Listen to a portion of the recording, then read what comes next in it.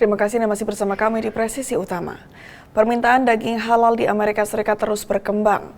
Lalu bagaimanakah proses penyembelihan hewan sesuai agama Islam di Amerika? Tim VOA mengajak Anda ke peternakan dan rumah potong halal di Union Bridge, Maryland. Dan berikut kita simak laporan Ronan Frika Azanur dari VOA. Aja. Di peternakan ini, anak-anak diperbolehkan bermain bersama hewan ternak. Lokasinya berada di kawasan Union Bridge, Maryland. Peternakan menyediakan daging kambing yang disembelih secara halal. Pemiliknya adalah Tanwir Ahmed, warga Amerika keturunan India. 30-acre farm. I bought this right around the pandemic time, just to keep myself fit and also to help our Muslim brothers in the local community to do their udhiya, their zabiha meat needs.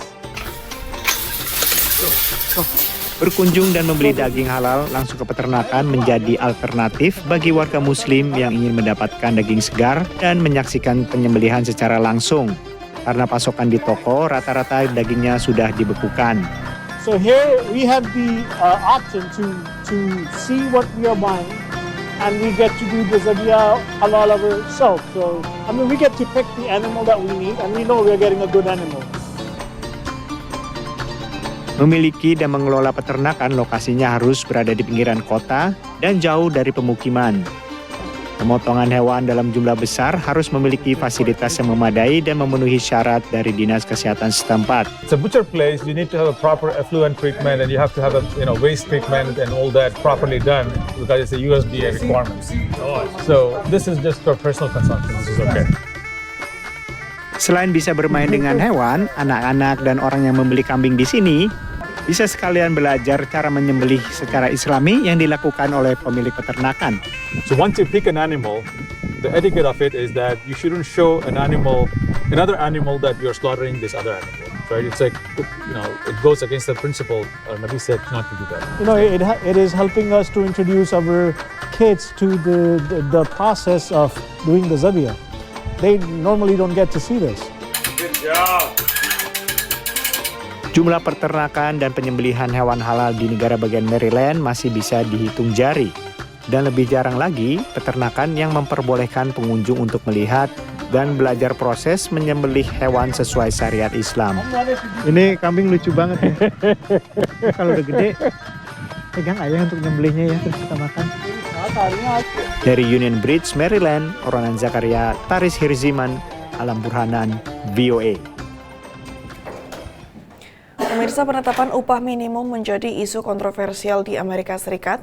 Di satu sisi ada keinginan memberi upah yang layak bagi pekerja, tapi di sisi lain ada kekhawatiran menaikkan upah membuat ongkos usaha semakin meningkat dan kenaikan ini kemudian diteruskan ke konsumen dan memperparah inflasi. Berikut laporan Nova Purwadi dari VOA. Kenaikan upah minimum bagi pekerja restoran cepat saji di California mulai berlaku 1 April. Perkembangan ini umumnya mendapat respons positif dari para pramusaji dan pekerja lainnya, yang banyak diantaranya adalah warga imigran. Es pesado acá y pues me parece bien el aumento. Que antes ganábamos 16.75 y ahora que haya llegado a 20 ya nos ayuda mucho. Tapi bila pun merespons positif kenaikan ini, banyak pekerja menyadari kenaikan ini belum mengejar tingginya laju inflasi. Muchos dirán, wow, son $20, sí, pero actualmente en California todos sabemos que $20 la hora todavía sigue siendo muy poquito para pagar renta. Yo pago más de $2,200 mensuales solo de renta en un apartamento de una recámara. Aparte, mi canasta básica, mis víveres. Tapi perkembangan ini mendapat respons beragam dari pemilik restoran waralaba. I want to do right by my employees and I want to pay them as much as I can. But this bill, AB 1228, has really hit our operations hard. We're no longer hiring, we're not backfilling positions, we're not growing in the state anymore, we're not expanding more locations, and I'm ultimately thinking about selling or closing my business. Alex Johnson memiliki 10 restoran waralaba di sekitar San Francisco. You know, 2024 has been a tough year to date. We have soft sales, we have declining traffic counts. So for a business owner, I mean, that's the worst time to have to raise prices. Sementara Brian Home memiliki 2 restoran cepat saji yang merupakan bagian jaringan waralaba Vitality Bowls. Kind of a catch-22, you know, where people want higher wages, but at the same time, the cost to run the business doesn't work out. Maybe corporate stores can, but most of the small stores are, you know, run by, you know, people of color, people that have immigrated, women, and, you know, seniors like me, right? I'm a senior and I'm trying to run a business for my family.